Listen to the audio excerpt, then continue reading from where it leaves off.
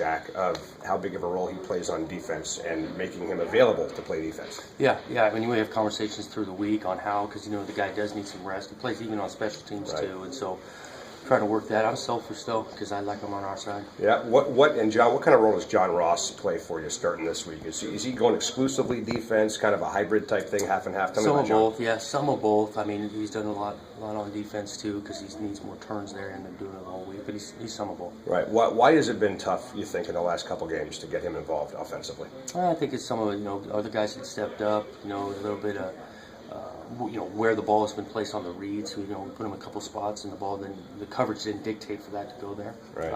Some of all that. Right. And then Dante Pettis overall has really stepped up for you into a playmaker. Tell me about kind of what you see from him and what his role is going forward.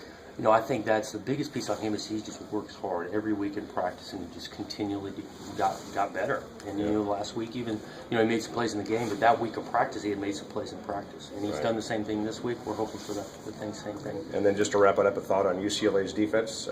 They've had times where they've been really good, and then at times they've had some struggles. What do you make of kind of what they do defensively? Well, I just know their last outing was really impressive. Watching them against Arizona, I think they're starting to hit their stride defensively. They got some great athletes. They can cover. They can create some havoc up front.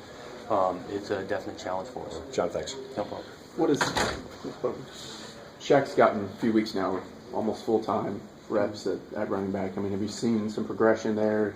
You laid out a guy in pass protection. Pass pro, I mean, is that one area where you've really seen some improvements? Or I think he's becoming more comfortable and confident in seeing things in pass pro.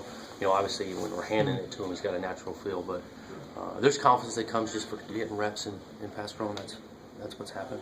Was it a priority when you got here to figure out what he could do offensively at running back? I mean, when did you guys first decide that this is something you needed to look at?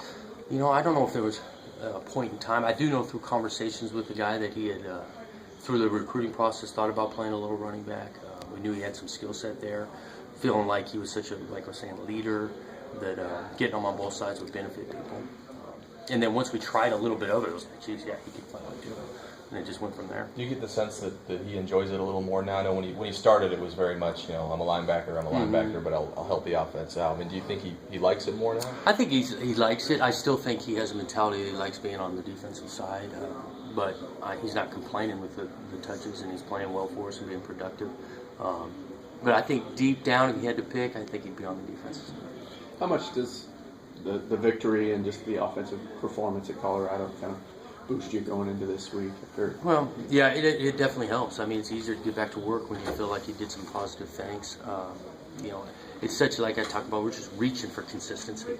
And if we can find a way to kind of get that going back-to-back weeks, it's really going to help us. Because this outfit's a good challenge defensively, UCLA, and obviously they can score.